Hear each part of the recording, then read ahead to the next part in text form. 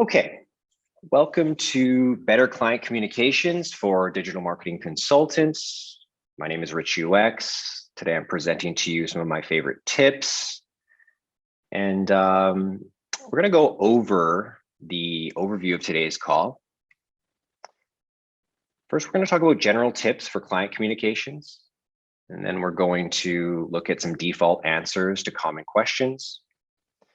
In-person communications, email communications, Zoom communications, negative communications, which is very important, tips for better meeting flow, presentation tips, things not to do. All right, so really straightforward call. I hope you get some insights today.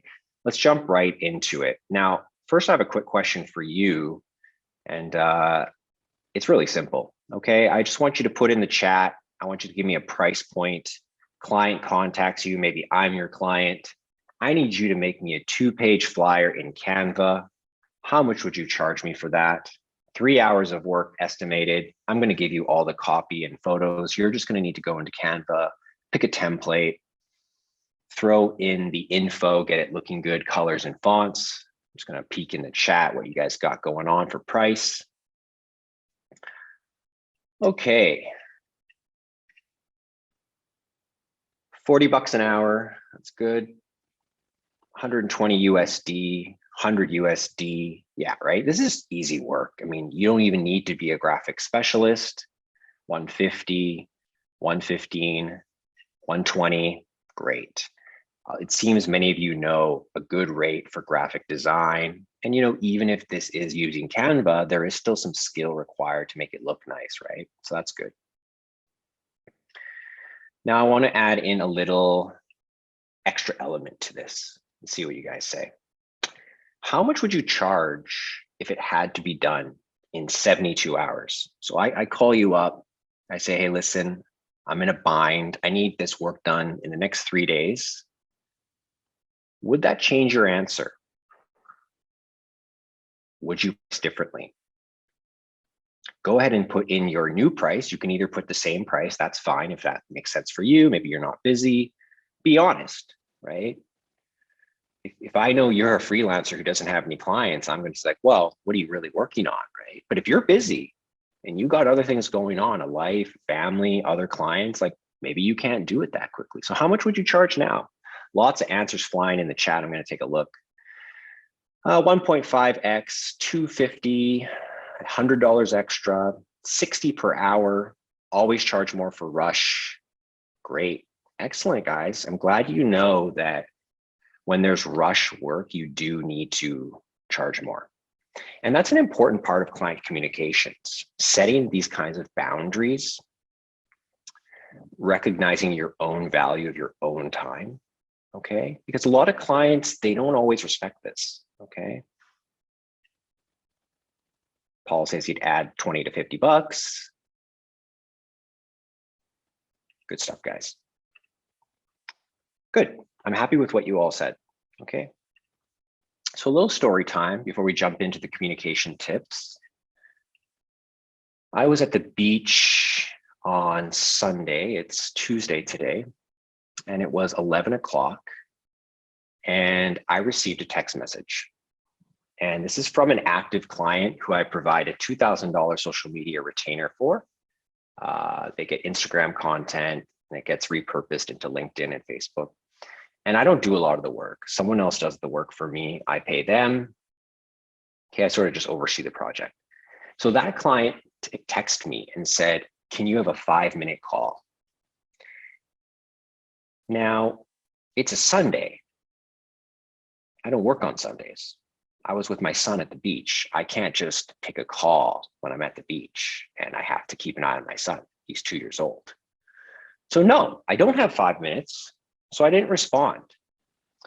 So 10 minutes later, I get another text say, Rich, it's urgent. I sent you a Slack message.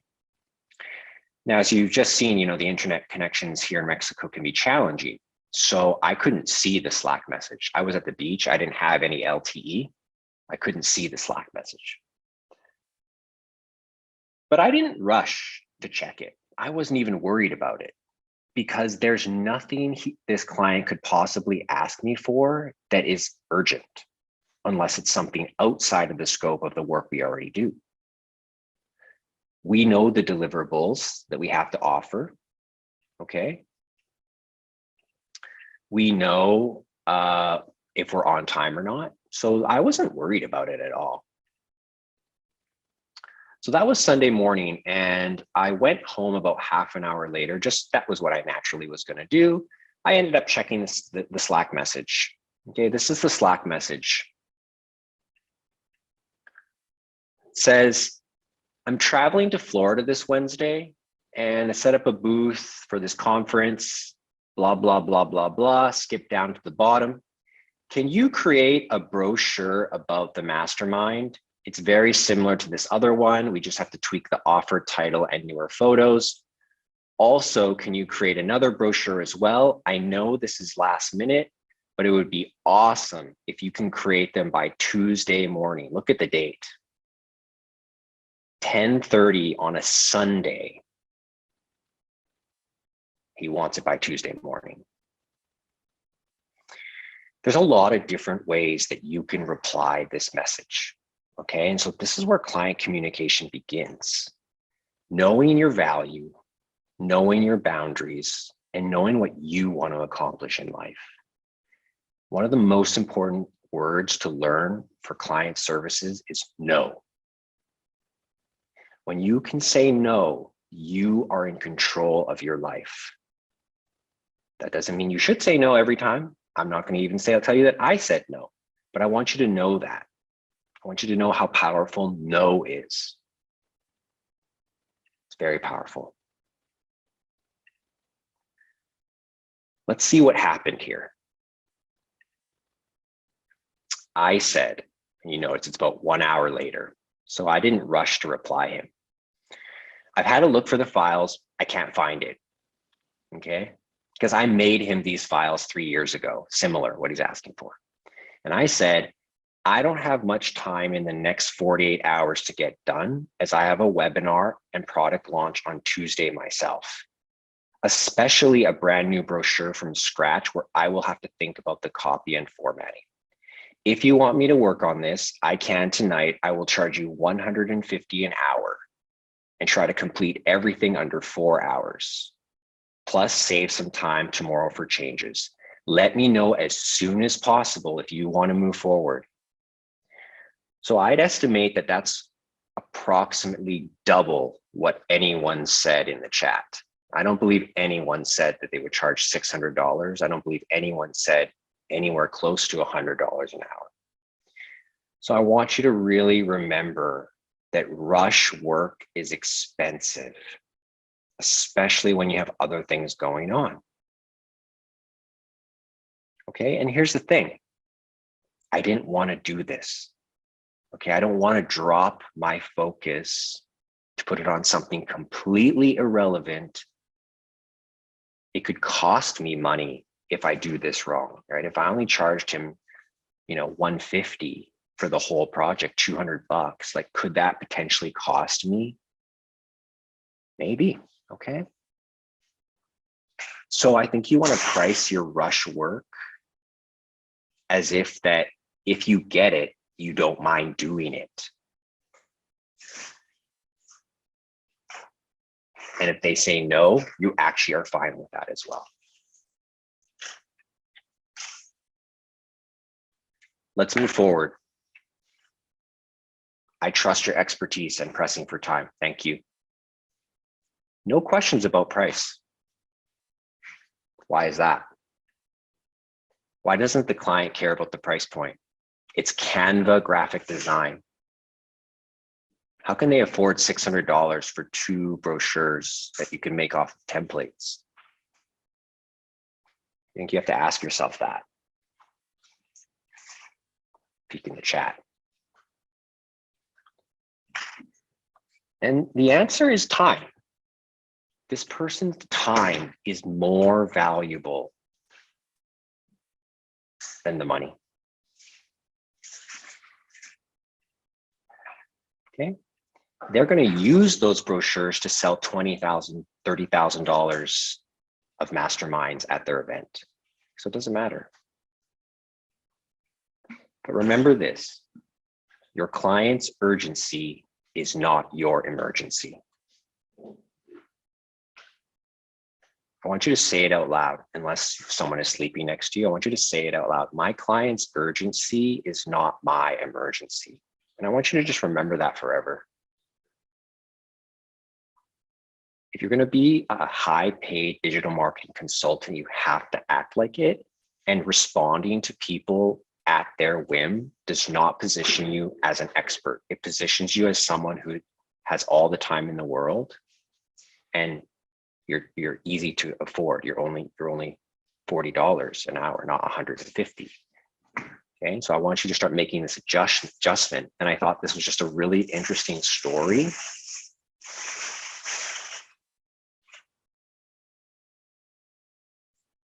And it was just relevant to what we're talking about. So we kick this little presentation off with a little relevant story here. Let's get into general tips for client communications. As a digital marketer, you know a lot more than your clients.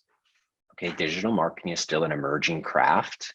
There's no way your clients know what you know, especially if you take my courses and you study from other resources. So this is a key element, okay? Because this is going to frame up how you communicate as the authority in the relationship. You must say less and go slow. You must assume they don't know what you mean all the time. When you have multiple calls with a client, don't try to explain everything in the first call.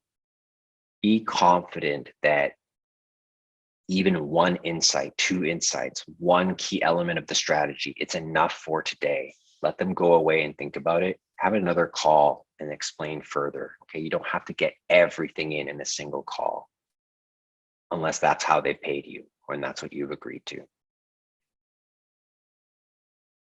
When you're asked a question, you don't have to give a singular correct answer. Okay, the stronger approach is to offer options and tell them that each option has pros and cons. How much should we spend on Facebook ads? Well, it depends. If you spend less, you're going to save some money there and you can do a test. If you spend more, you're going to get more data, but you might burn through this budget a little quicker. If we put a lot of money onto Facebook, they're going to use that money very quickly. If we control the budget, we're not going to have as much data, but we can be more cautious. You know, it's like that. What should I use for my website, WordPress or Webflow? Well, it depends. WordPress is going to be so easy for you and your team to manage. It's been around for a decade.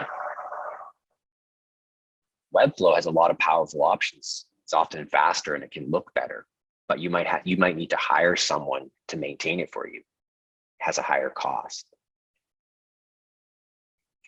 Let your clients make decisions. Just offer them options. That's what a pro does. Okay, the pro has the options understood. The pro understands the pros and cons. Let your clients decide what's right for them. They're not dumb. They just need to know their options. Similarly, you don't actually need to know everything. Okay, that's not necessary. You can always tell a client that you aren't 100% sure about what they've asked. Now, if it's basic, they might be wondering why you don't know that. But if it's something a little bit more nuanced, complex, or out of your element, tell them you'll get back to them after you do some research and ask around. Tell them you have some trusted resources or a community or a private group that you can go to and rely on, and that will actually provide them a better answer. Send them an email with the answer later. Send them a video later on. Don't try to be the smarty pants who knows everything when you don't. Let's move into some default answers to some really common questions. And why I think this is important is conviction. If you know what I always say, I think you'll be confident to say it as well. It's a bit opposite of you don't have to know everything, but there are some ideas that you really want to have strong conviction on. And that's what makes you a good consultant, is that you believe in something. that your strategies will work. Now, if you don't agree with some of these things coming up, that's fine. But this is what I would say. Content always wins. Making content is always a great idea. What should we do? We should make more content. Content is very versatile. Content is great for engaging audiences. Content helps us understand what audiences want. There's just endless reasons why content always wins. Always tell your clients to make more content. If we're going to talk about mediums, video is always better. It's always better than audio. It's always better than pictures. It's always better than text. Every single time, there's no doubt in my mind. We need to do video. Using a funnel is better than no funnel. It's simple. You're going to have more data. You're going to understand your customer journey better. Ads take time to test. Okay, we don't know the best ad. We need to test it out with this specific audience that we've targeted. And if we change the audience, we might have to test it again. But if we continue to optimize, we will see improvements. If we don't optimize, well, maybe we won't. Might have a diminishing returns effect. But if we do focus on optimizing, we say, we're going to keep testing this ad versus this ad, this headline versus this line, this color versus that color. We will find the improvements and we will be able to use them for data-driven decision-making. TikTok has the most organic traffic right now in 2022. You can make an argument YouTube might as well, but for absolute new brands, there's no doubt in my mind that TikTok is giving a lot of organic traffic. And I think for the amount of time you need to put in for each video, you get a lot out of it. TikTok is aged up. TikTok is maturing. The average new TikTok user is in their 30s. So we're past the TikTok dancing phase, okay? Facebook ads are less effective than they used to be. iOS 14, keep your expectations in check. I think retargeting still works pretty well, but I think the cold audiences are a lot harder than they used to be. YouTube ads are very powerful right now. They're cost effective, but the ad itself is the hard part. Okay, you really need to get that ad correct. Google ads work great, but they're expensive compared to Facebook and YouTube. There's nothing better than someone searching for something, you have their solution, and you show up at the top of the Google search engine ranking pages. SEO still works, but it is not a simple task. There's backlink considerations, there's off-page considerations, there's competition considerations. It can be an expensive campaign to execute, but it definitely still works. And I think maybe people should be thinking about SEO in other platforms besides Google, such as YouTube, even things like TikTok, Instagram search, explore page. There are SEO elements there. Wix and Squarespace are for amateurs. We don't use that. We're going to, at the very minimum, use WordPress, Shopify, and Webflow. Get off Wix and Squarespace immediately. Shopify is the best for e-commerce. It's just the easiest to get set up. It's made for e-commerce. I don't doubt it for any client. I think that sometimes we try to use WordPress and WooCommerce or some sort of other plugin. Webflow is also viable, but it's a lot more work than it needs to be. WordPress is a great choice if you are content heavy, okay, because it's a natural content management system. Webflow is probably the best all-around website choice if you are ready to invest time and money. Okay, so those were my default answers. Let's move into some different forms of client communications right now. Put a 1 in the chat if you're still with me, you're alive, you're engaged on this platform. Give me a 1 in the chat. Let's see who's out there. Good stuff, guys. Lots of 1s coming in. Thank you for staying engaged. If you're doing the dishes, I understand. In person, email/DM, direct messaging, Zoom or Google Meeting. Okay, these are the core forms that you might encounter with your client communications. Start with in-person. I think we're doing less and less in-person these days. And also because most of us work remotely, we're not really going to be interested in in-person. So I haven't spent too much time here. Here's my tips. Dress well. I think that your physical presentation matters a lot more than usual. I think you can get away with a lot more when you're online at home. People know you're working at home. They don't expect you to put on a button-up shirt. But I think if you're meeting in person, something to consider. Of course, be on time. If you're going to have a meeting, be there first. I recommend you pay for the client. You can write off that as an expense. I think that's a nice way to build a relationship, whether you're having a meal or a coffee. Never talk more than them. Okay, when you get ready for your meeting, remind yourself that it's not about you. It's about finding out what the heck is going on, and you need to just ask questions after questions. And once you start to understand what's bothering them and what they're struggling with, you keep going down that path. Oh, we're kind of struggling with ads.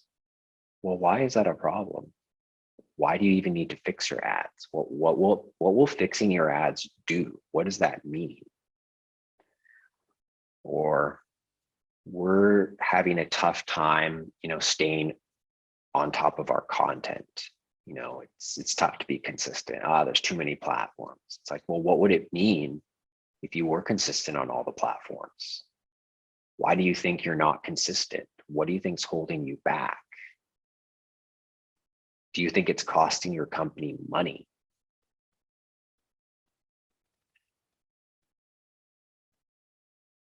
Ask them about their strategies and action plan. Like, what are they going to do? What is the plan? Even if you don't work together, like, what are they going to do? Have an understanding of what their current vision is when it comes to digital marketing. Are you guys going to get on TikTok? You guys going to start running YouTube ads? What do you do? What do you believe is your best platform right now? Are you guys planning to do any split testing of your landing pages? Questions.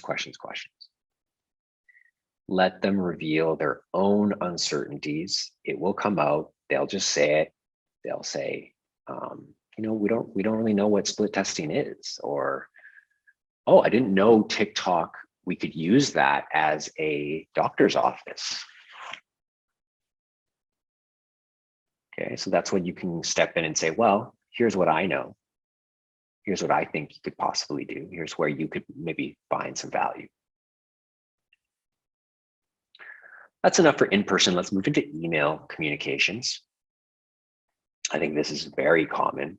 You do a lot of email communications. And there's nothing I hate more than a long email. It's hard. It's hard to read. Just like you don't really love reading articles anymore, like I don't like reading long emails. If I get someone reaching out to me who wants to work with me or partner or put something on my YouTube channel and it's 4 paragraphs, not only will it not be read, it will be immediately trashed. It's not like I'll save it for later, because that person doesn't really understand the current state of business. It's got to be quick. If I'm interested, okay, let's have a conversation then, but even still. So when you're sending out sales emails or outreach, try to be very short and direct. Have empathy that the reader is very busy, that they're already making a lot of decisions, that they're running a company. Okay, be clear about the benefits you offer right off the bat. Don't talk so much about features. If you do conversion rate optimization, you don't need to go in and explain how you do that. You can say, I'm really great at getting you more sales without spending more on ads. I recently got a company 20% more sales and they didn't have to spend any more on ads. Would you like to have a meeting? And in the meeting, you can explain how you do that. But when you're reaching out, short and direct.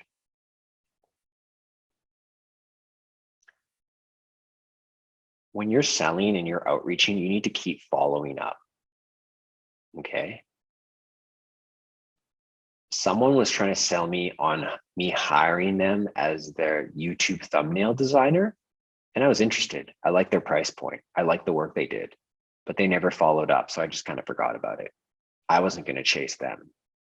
But if they had been persistent and then to say, hey, Rich, when are we going to start working? I would have said, let's do it. Here's what you got to do. So don't always assume because you don't get an answer that there's not an interest. And also that person emailed me when I was sick. So I didn't really feel like getting back to them. They're like, oh, I see you haven't replied. Could you at least tell me why you don't want to work with me? It's like, it's not that I didn't want to work with you. It's just I couldn't get back to you. It's harder than ever. If you're doing outreach, don't necessarily include a link in your first email. It's more likely to go to spam.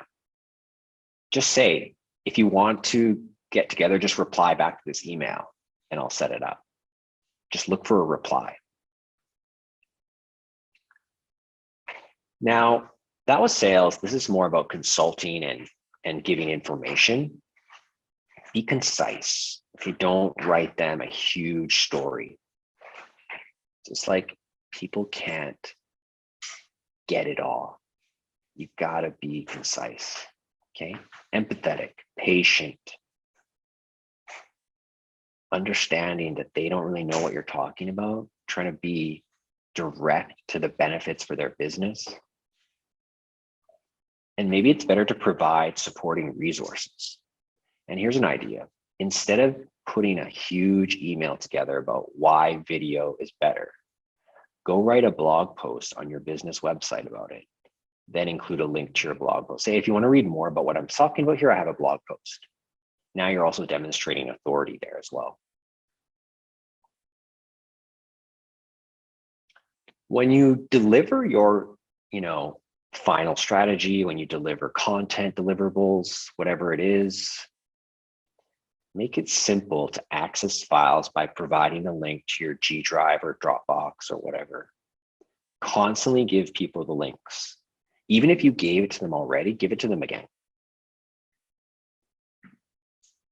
It's like, I'd love to look at the deliverables, but if I have to go search for the link, it's going to be tough sometimes.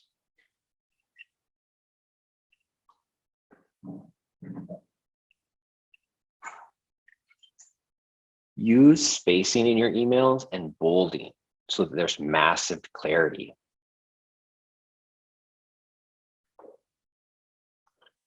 Let's move into Zoom communications, which I think is very common for many of you going forward. It's your job to book the calls on the calendar and on your Zoom account if you're providing the service. Okay. What I typically do is I put my name plus their name with a dash, and it'll say what we're going to do. Okay, Rich and Joe, Digital Marketing Consulting. I like to use the waiting room just like I do on these calls, so people know that the room is started, but then you're in control of launching the meeting. Never open the room early, but also never open the room more than 1 minute after the start time. Either open it exactly on time or as soon as the 1 minute mark comes. Okay, there's just a small perception of I'm busy, but I'm not late. Okay, never open the room early. There's absolutely no reason to do that. They may log in 5 minutes early and then they go get a coffee. And then you're just sitting there, right? But they will be back for the 3 p.m. start time. Of course, you want a quality camera, quality mic, quality background. Those are always ideal. Quality internet is good too. But of course, some of us, we don't have the resources. Do your best here. Okay, I kind of like Google Meet these days. I think there's a nice feature of blurring the background. Zoom doesn't really have that. Go easy on the fake backgrounds or make something branded. And if you're not using a really quiet background where it works really well, it can just look kind of cheap and cheesy. Like if half of your head is constantly missing, I don't really love the fake background. Clean up your room and just use the natural background, okay? Again, Zoom, go slow. Keep it simple. Don't over consult. And I know this from my own experiences of doing this. The feedback is, I'm a bit overwhelmed right now. Okay. Ask questions as always. Use lots of pauses. I think we're so used to face-to-face communications that we're always waiting for a response. But sometimes on Zoom calls, people are taking notes. People are digesting information. There's nothing wrong with a good solid pause. I do think you should take notes on your calls, but try not to use a loud keyboard because you're going to want your mic open most of the time. You're not really going to want to unmic and mute and unmute. That is works sometime, but when you're a consultant, it's probably the mic is always open. You have some solutions on this. You can get a note-taking app that will transcribe this call, and you can download those after. You could import the call into something like the script and see the transcript. You could also rewatch the video, but now you're doubling the time it takes. I think it's good just to take some few notes alongside the call as you go. Just don't use a loud keyboard. It's not mandatory to send your recordings, but if it is a paid call, then I think it is quite commonplace. It's like you're going to get the recording after this. It's quite common. Okay, so you can use an automation, something like Zapier, where the call is uploaded and then emailed. Got to test those well to make sure they're working, but you don't have to automate it because you don't do these like too often. And as well, when you record in Zoom or Google Meet, you're going to have a link to that recording. You could just go look at what that is after it's uploaded and send that off in an email.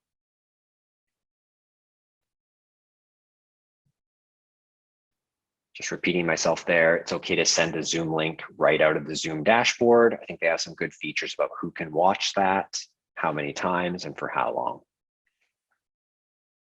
All right, getting into some negative communications tips. I don't have tons, but I think what I do have is very important.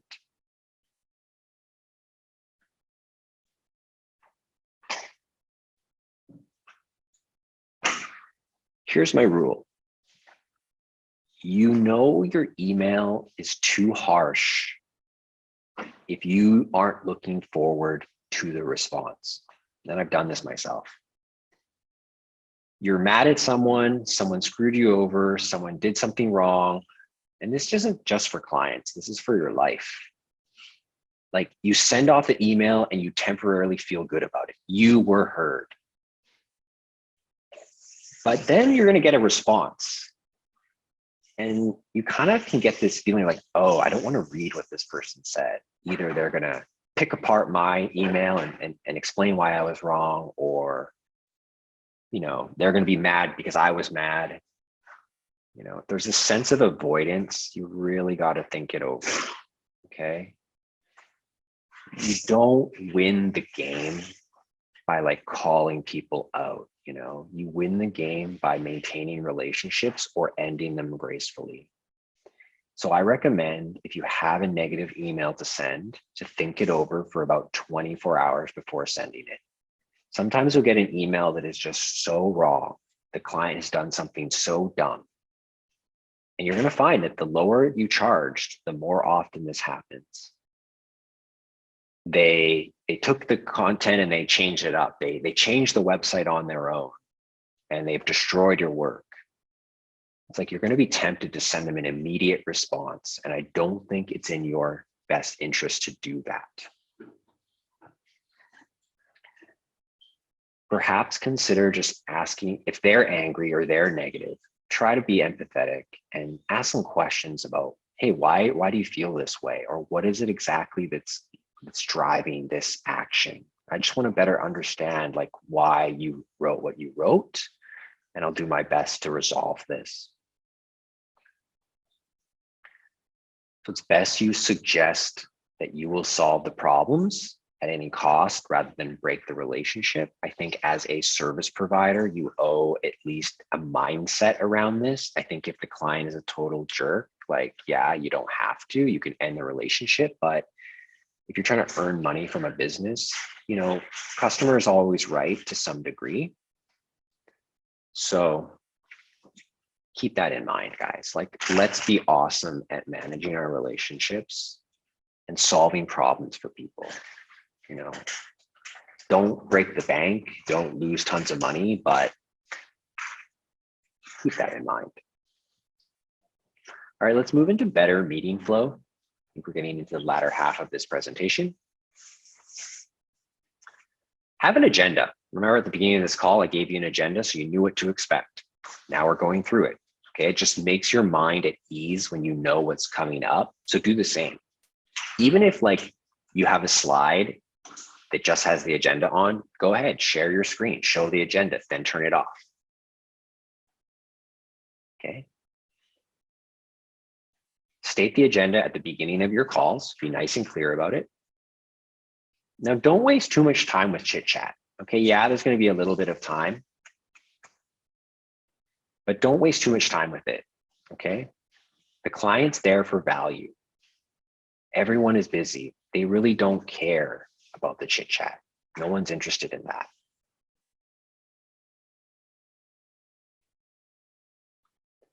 While you're on the call, check in with the client along the way. See if they have any questions or if you're going too fast at all. Sympathize with the complexity of information. Maybe you say to yourself, okay, every 15 minutes, I'm going to check in. Hey, you following with me here?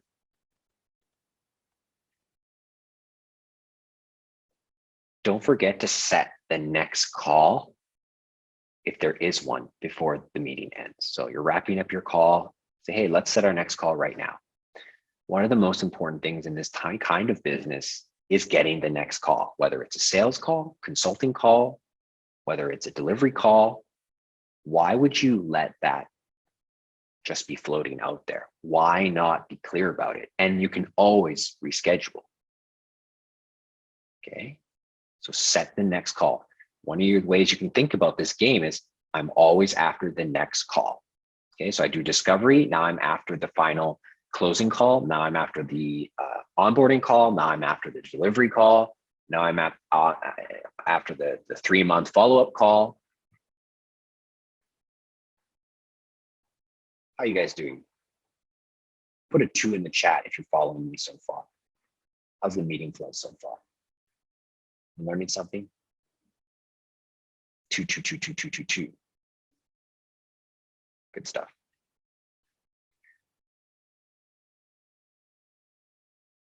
You also want to not only set the next call, but clarify what are the next steps and actions you or the client must take. Do I owe something? Do they owe something? Do I have to get the resource? Do they have to deliver me the asset? Do they have to unlock the account? Do I have to provide the brief? Just be clear about it. No one should walk away with a call without deep clarity about when you're going to meet again and who's going to do what before that time.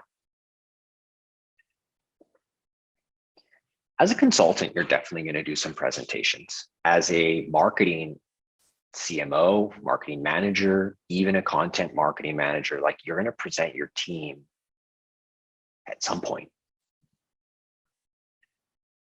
Here's some rules that I like to follow.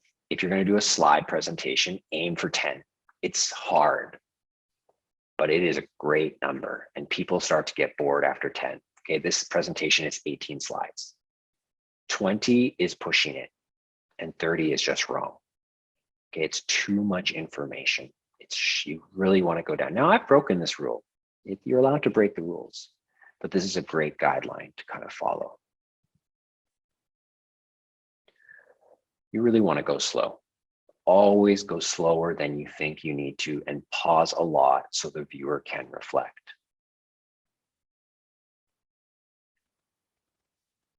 If you're showing something on screen, either make the font big or make sure you're zooming in like on a Miro board.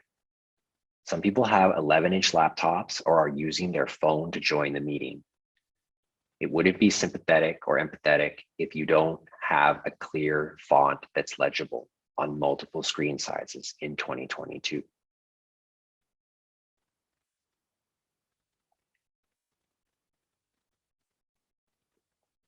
Well, I guess presentations are pretty simple, at least in terms of client communications. It's pretty straightforward, more empathy.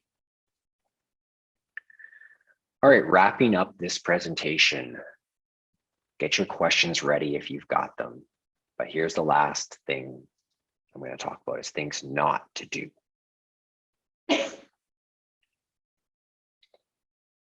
Don't ever question yourself on a call. Okay, don't ever say something negative about yourself on a call. Do not say, I'm nervous.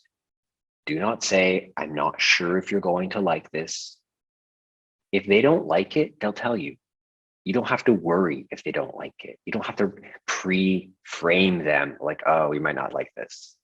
In fact, it's the opposite. You know, I hope you're going to like this. It's better than I'm not sure if you're going to like this. And probably saying nothing at all is the best, and say, we're going to begin the presentation now. Don't ever say, I haven't really prepared. Some people might think that it's good to say that because that way the work or presentation has lowered expectations. Like, oh, I didn't really get a chance to prepare this much. I think you're kind of setting yourself up for a poor pre-frame. Just don't talk about your preparation. Don't say, this is my first time doing this, so I'm kind of unsure about it. Just go slow. If something's not working, just slowly sort it out.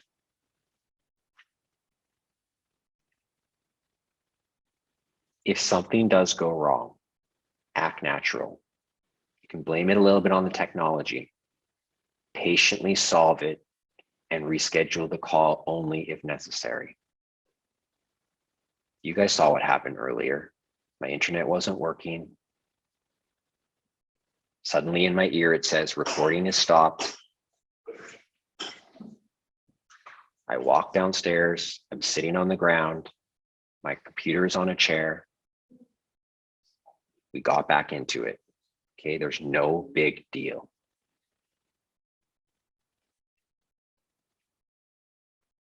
Here's another important element. Don't skip things that the client hasn't seen. Sometimes like we prepare all these resources and there's like a 2-minute video demo or a 60-second ad. Like let them watch it in full time. Be patient, don't worry about it. If they're under a time crunch, they'll let you know. Okay, don't just like, this is an ad I think you should see, but you know, I'm not going to make you watch it. Like they won't have the context. Just play it for them. Don't judge, criticize, or degrade the client in any way. Just ask why something is the way it is.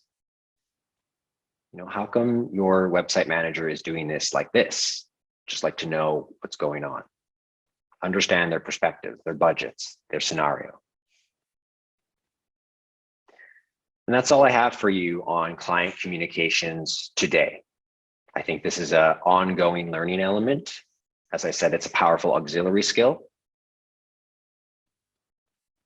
I'm now going to take 3 great questions. How do you learn to turn down bad clients? How do you learn that skill to say no? Okay, this is a very easy answer. You can say no when you are busy. It's the easiest way for me to answer that, okay? You want to be in that place where you don't need the business, okay? The best position to be on a sales call is when you don't actually care if you get the work. What you care about is that they're a good fit for your business, that they're going to respect your expertise and time. And a lot of these clients, they aren't doing it. So the sooner you fill up your schedule with great clients, the best you can find. It's so much easier to say, you know what? I just don't think we're a good fit. I do have someone I recommend for you. And that's a nice thing to have, to recommend a few freelancers out there that you may be able to offer some work to. You know, you level up, okay? You level up.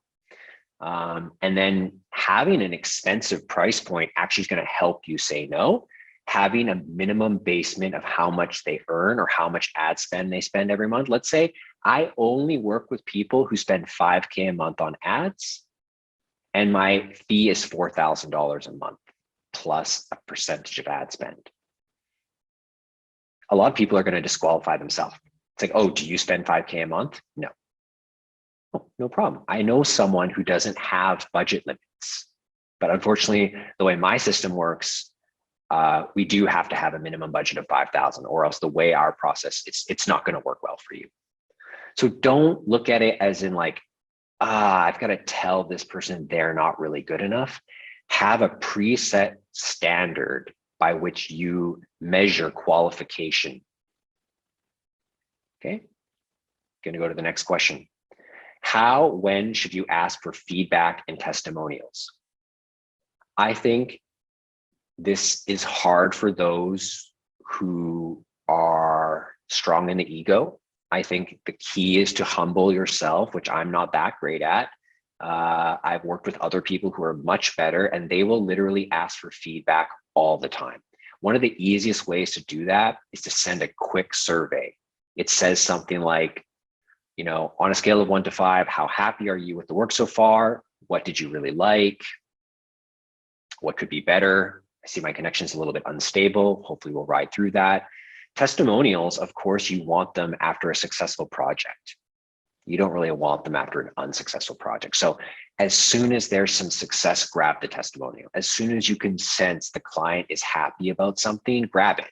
Because there may be a day where that success starts to dwindle for various reasons, and then they're not so keen to give the testimonial. You're going to get a great testimonial after you bring great business results, you know, and sometimes it's just a validation of the results. Like, yeah, Rich brought me, you know, 18% improved conversion rate.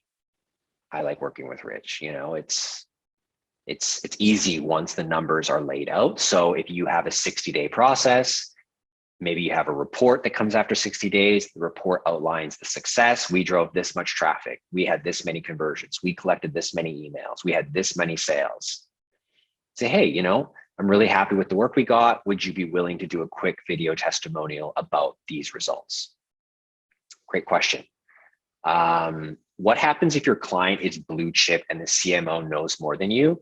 Well, that's fine. I think you want to be a specialist to some degree that they're not an expert in, or know the role, like know your role, why you're coming in. The CMO obviously had brought you in for a reason, and that's most likely to do some work, to run some campaigns, and just stick to that level of authority. Don't try to, never outshine your client, never outshine your master, ever, ever, ever. Okay, it's not how life works.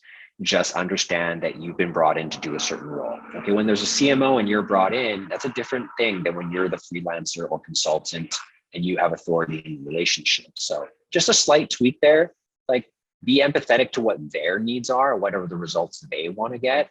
And I would just be really clear with the CMO. It's like, hey, how can I make your life easier? Like, what is it that you really want me to focus on? What's my KPI? And stick to that. One more question, then I'm going to share something really special with you guys. I see there's lots of questions. I might do more questions after what I present to you next, but I'll just pick up one more. How do you transition or teach your clients to practice asynchronous communications instead of having meetings as a default? That's a great and a very difficult question to answer because I've not mastered this, but most clients are waking up to the power of asynchronous communication. I think it begins with a question like, have you tried this app? That app might be Yak app. That might be Voxer, you know, and I think just saying like, you use it as a benefit, right? It's saying, hey, so, you know, one of the things that we want to give you as one of our clients is support. And one of the best ways we can support you is through asynchronous communications. Like, you know how hard it is to get a meeting these days. You probably don't want another meeting. I don't know very many people that like meetings. You know who likes meetings? People who work in a business 9 to 5 and they need to fill up their time with simple, easy work. People who are actually productive don't like meetings. So if you've got someone who's productive, say, I bet you we can save a ton of time and we can improve our quality of support if you try these asynchronous communications app. Look, when you're an authority when you're a consultant or a freelancer, you get to set the rules of how to work with you. And in your discovery call, you could say, are you opposed to asynchronous communications and a single monthly call? Because we don't do weekly calls. If you need to reach us, you can send us an email, or you can use the Yak or Voxer app to reach us. We'll get back to you as soon as we can, but we don't really like to do meetings in our business, and our price point reflects that. Okay, I'll jump into a few more questions if there's time, but let's just go back into my presentation. I've got something really exciting for you that I want to share with you guys, something I've been working on the last few weeks. It's a new course. Well, it's not really a course. I should have actually written new product launch, something really exciting. It's called Client Comms for Marketers. Okay, what's this product all about? Well, the benefit is you're going to learn how to speak to clients as a professional digital marketing freelancer or consultant. But Rich, you just taught us everything you know. You're right about that. I really don't know much more. Okay, but experience is very, very important in this industry. Okay, so this product course is quite unique. Here's what it is. It's 25 plus of my actual client calls that I've recorded in the past 2 years. So essentially, well, little son, he's excited about it too, little boy. Since he's been born, I've recorded these 25 calls with my clients. So you'll be peeking over my shoulder. It's like you were actually there. Okay, you're going to hear me in discovery calls, strategic inquiry calls, strategy presentations, and more. And also, you're going to gain hours of insights from the calls, not just the framework and format of the call.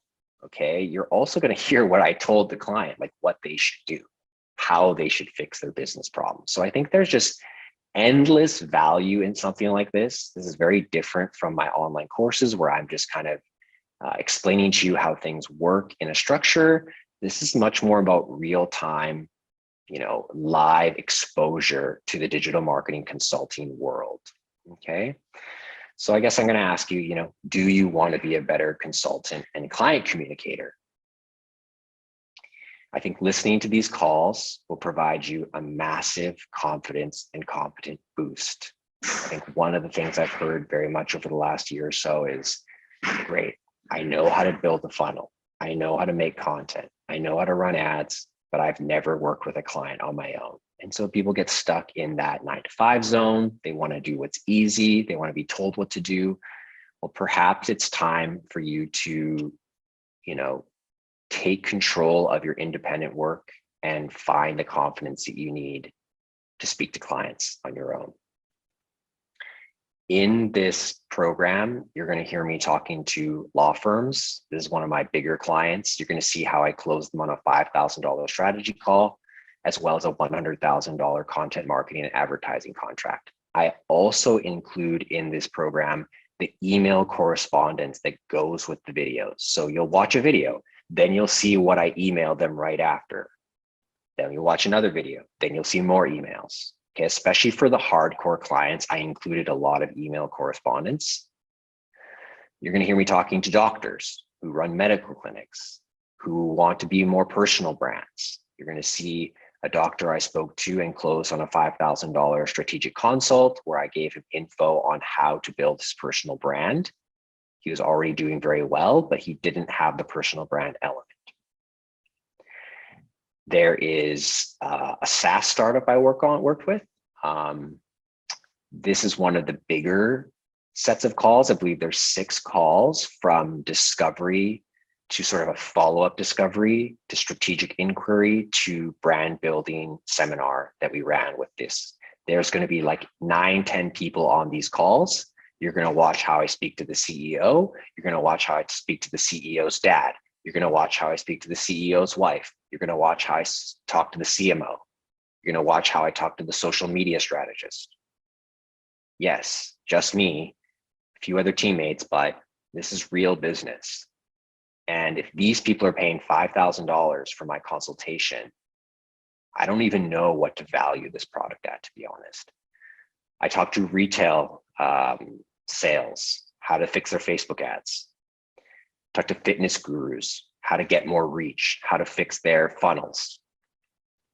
Influencers, different topics, different areas. Okay, there's a nice variety of calls in this program.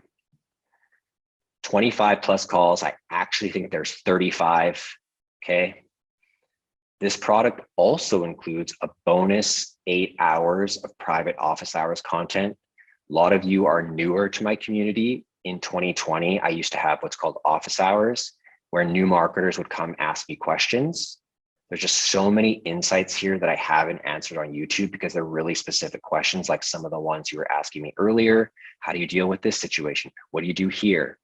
If you consume this passively or actively, like, you're just going to understand more elements of your job as a digital marketer, freelancer, or consultant. Now, considering what I'm giving away here, I mean, I'm a little bit nervous, to be honest. Like, the value of this is kind of, I don't know how to value this. I think I could easily charge specific people here $1,000 and they would get immense value. They would be ready for their next $5,000 client. They would see that it's not as hard as they thought.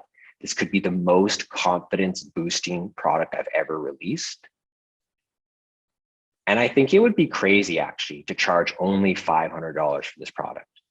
For 25 calls, plus this trading you're in right now, and this recording is going to be added, plus the bonus office hours, like 500, it's more than my masterclass, but I think that this is really low.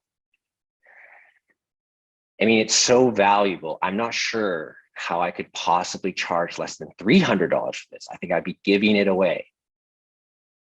So my thought was, what about $247 for 25 real client calls? It's like $10 a call. I think it's really fair. I don't know, does that sound fair to you? I don't ask yourself that. You know, people pay me $5,000 to speak to me. You only have to pay $10. I mean, I'm trying to give my community the most power I can offer you. There is no stone left unturned in this business when you work with me. But great news for all of you that you made it here today. This course is launching for even less than $247. Don't worry, I'm not going to hit you that hard. I want you to succeed and become a testimonial on my website. I want you to tell me by the end of 2022, I closed my first $5,000 strategic consult. I'm giving you the tools to do that. But you're going to have to go see the price for yourself. Okay, I'm not going to release it on this call. I want you to go read the sales page, watch the 90-second video, scroll down, see the price for yourself. It's on the website already, richandniche.com/client-comms. Go to the website under courses, it's there. Somebody put this in the chat right now, please. https://richandniche.com/client-comms. Now, the special launch price is not going to last long. I'm glad you made it here today. It ends on February 28th. I'm giving you to the end of the month. I will be very strict on this. Do not message me March 1st and asking for this price point. It will go back to $250 at least. And I believe over time, after I let the people who've supported me up to now get this for an incredible price, could go up, should go up. This should only be released to so many people. This should not be out there. Okay, this is very private communications. I'm already a bit nervous about this product. Thank you for your attention. Thank you for receiving my offer. It's up to you what you do with it. Don't need it if you don't need it. Go make your own experiences. You have enough already. I learned everything on my own as I grew through this profession. I learned from my mistakes, and I tried to share with you most of my mistakes today. So that's the presentation. Always a sigh of relief there. Thank you very much. I'm just going to go at the chat. Very invaluable, beyond amazing, different types of professionals. Just bought it, thank you. Take my money, thank you. Take my money, no brainer. A lot of value. Oh yeah, premium members. Make sure you read what I wrote in the chat today. Thank you for putting the link, Jovan and Milos. Jasmine, mind blown. I think you'll enjoy it, Jasmine. Thanks for the help, Rich. Thank you, Paul. Thank you, Rebecca. Thank you, Daisha. You're like the digital dad to the universe of marketers. Thank you. I'll answer a few more questions while we're here if you guys want to hang out for another 10, 15 minutes. If we have the Fame tool already, does the price change? No, unfortunately not. I'm just throwing that in for this week because it really goes well. That is a bonus I didn't mention, guys. If you buy this product, you also get the funnel audit tool. Just so that when you go into the calls, like you have the client communication skills, but you also have like the list of questions to ask. Notion tools. If you go on my site under tools, all of my Notion tools are listed. I have 4 key Notion tools. The best way to get the Notion tools is to join my premium membership. It's only $25 a month. And you're going to be in my Discord, all the private channels. And then if you're patient, I send you the Notion tools every 2 months as a loyalty reward. SOPs on a silver platter, yes. Okay, I saw a few more questions. I'm going to go back and answer them. Rich, what level of reporting? Great question. What level of reporting should I include as standard for every client? How often should it be? 1 meeting a week is currently standard for me, which is fine. Didn't say you shouldn't do a weekly meeting, that's fine. But should I be sending weekly summaries or monthly? If you didn't specifically charge for reporting, monthly. What people don't know is that reporting is a separate job and separate skill. You could be a great marketer, does not mean you're a great reporter, does not mean you're a data scientist. Okay, you don't have to provide anything other than what you did. You do not have to tell them how much traffic they got. You do not have to tell them the conversion rate. That's their job. The reason we like to do it is to show them how valuable we are, to show them it's worth the money. I get it. I like to use a tool called, well, I used a couple different tools in my career. I still use managewp.com for WordPress sites. It has a great built-in white label reporting tool. You can set it automatically to like send them a report every month, or at least give you the report and then you can send it. I always just sent once a month. And normally if you're getting paid once a month, that's pretty common as well.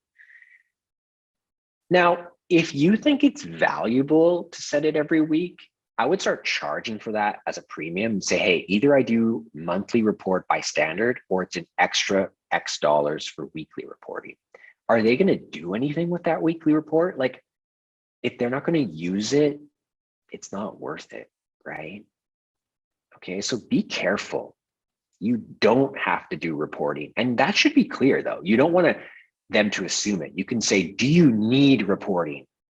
And you can educate that. See, that's the problem. There's so much client education still required in this industry that clients might assume that they're supposed to get a report, but really you're supposed to report on what you did, not necessarily the business results. I think there's people out there who would disagree with me, but that's fine. Like that social media client I was talking about earlier, he's on the 2,000 a month retainer. I don't send him any reports.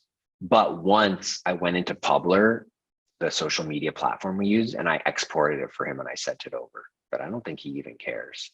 I think he knows intuitively, is this helping him or not?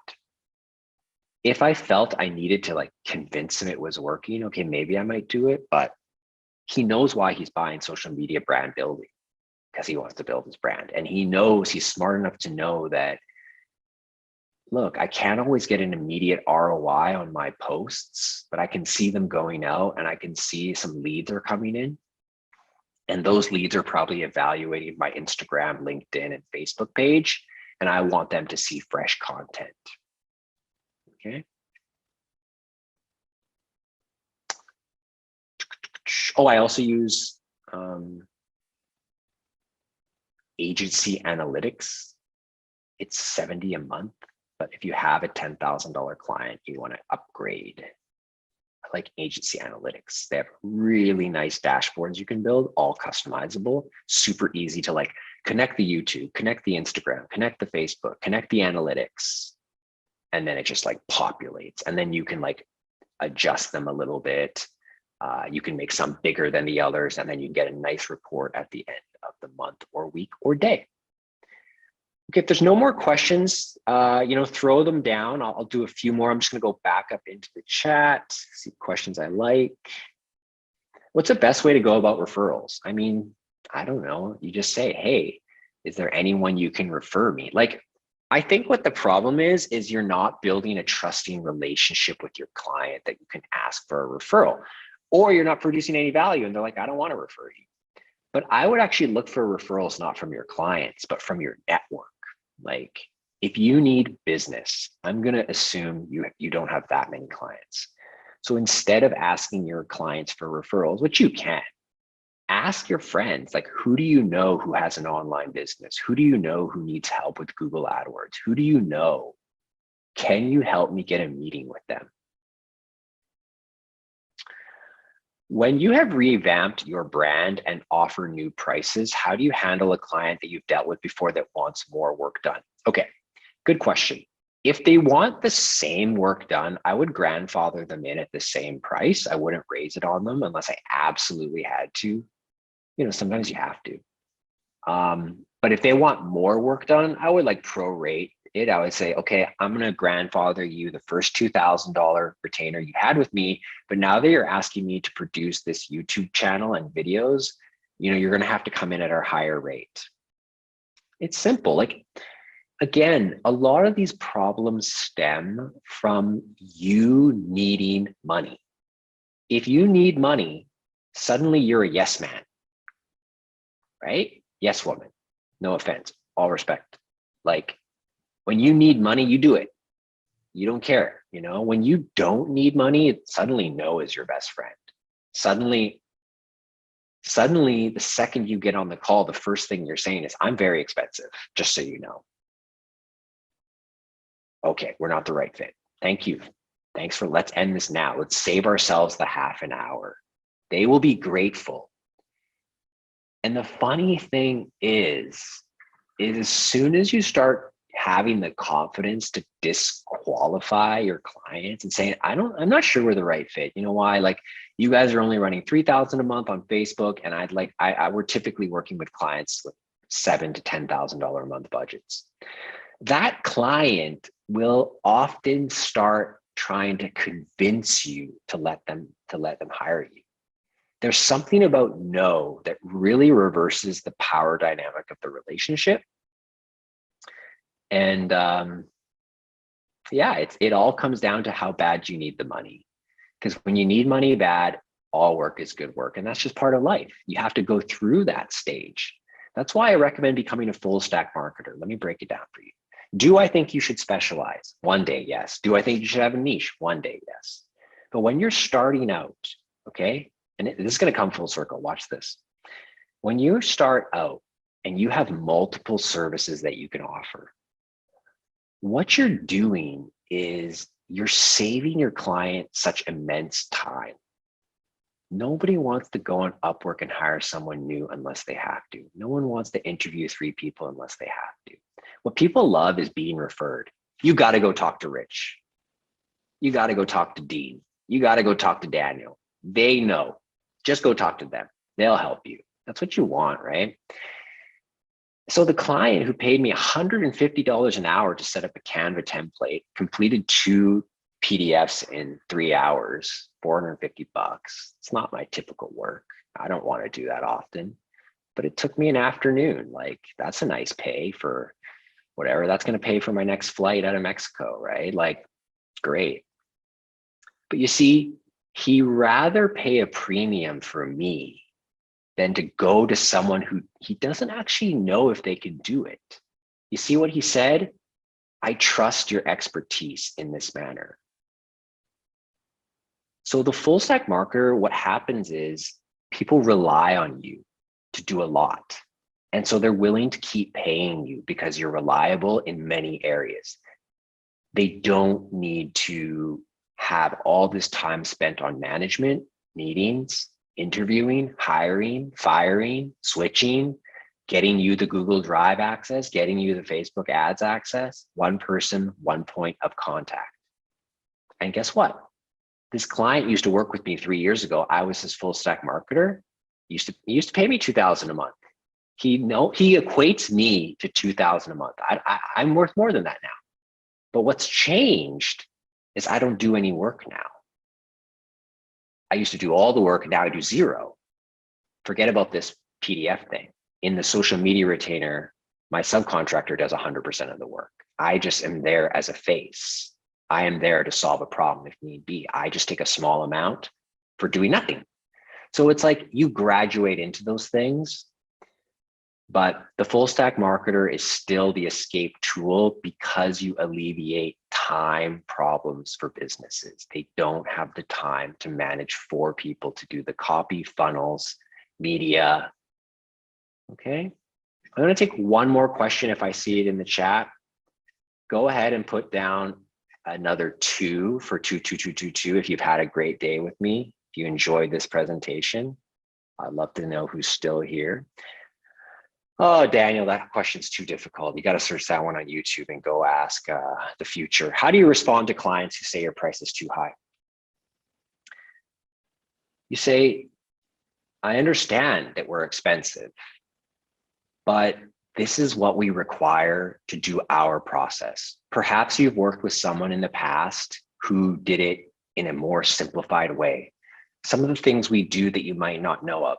We have multiple people who overview the project. We have a campaign manager. We have someone who's, doing data-driven split testing. If you're just a freelancer, you can say, I know my price is high, but I guarantee you the results.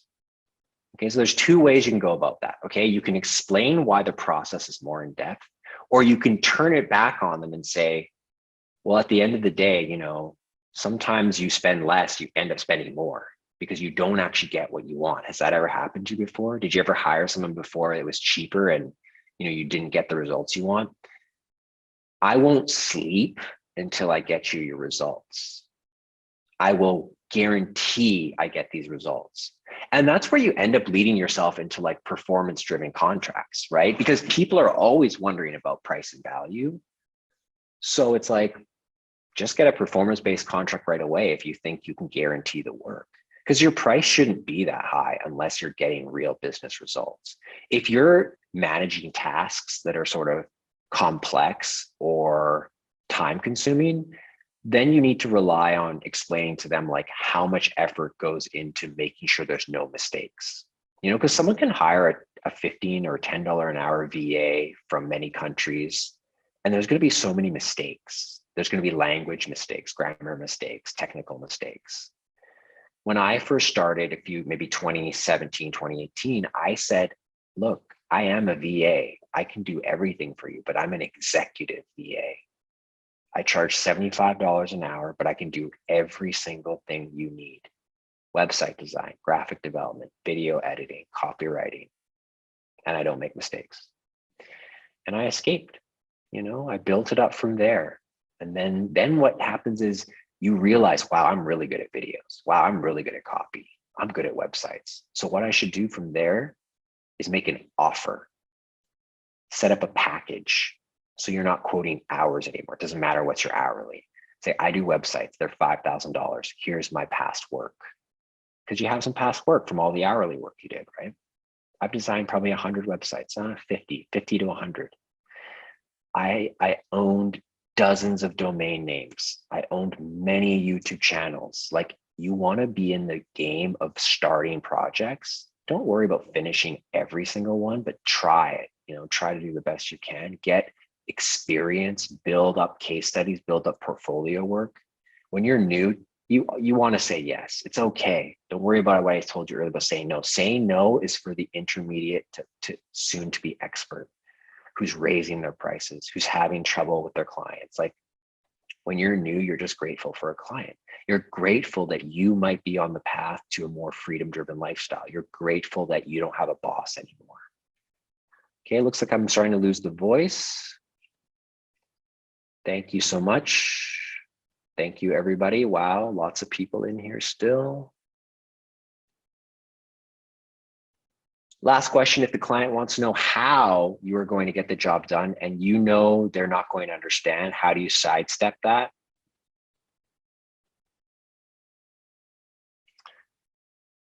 See, in the moment, you need to sidestep that. In the future, you have a really simple slide in your discovery call that sometimes you pull out that says, here's how our process works. First, you're going to do this, then we do that, then we do that. When you have a problem the first time, it's never easy to solve it the first time, but it teaches you what you needed, and then you can learn to turn that into a tool. You can learn to turn that into an infographic. You can learn to turn that into a resource. Just the same way, it's like, client keeps asking me the same question over and over. Each client asks me the same question over and over. It's time to write a blog post on your website and always have that resource available. You can't always get the problem solved perfectly the first time it comes. Well, thank you very much, everybody. I hope you enjoy Client Comms for Marketers. I hope you pick up that product before February 28th. You're definitely going to get a few emails from me over the next few days to remind you about that. Hope you don't mind. And just remember, being on my email list is the way you get access to these calls and to those special offers. Those who aren't opening my emails, they're probably not going to know about it. They're going to have to pay full price when they do find out about it. So there is benefits to staying on the email list. Yeah, go ahead and throw your final goodbyes in the chat. I'm going to wrap this up in about 15 seconds. Glad you liked this call. Just shout out a few people while I have some time and we're winding down as I see your names: Milos, Paul, Nina, Jovan, Rubia, Abi. Great to have you guys all here. Artie, Jarrell, Daisha. Guys, go ahead and DM me on Instagram if I didn't get your question. There was quite a few today. Dean, great to see you. Dan Lardy, wonderful to see you, my friend. Kumar, Gabriel, good night, everyone. And thank you again for your attention and attendance. See you soon.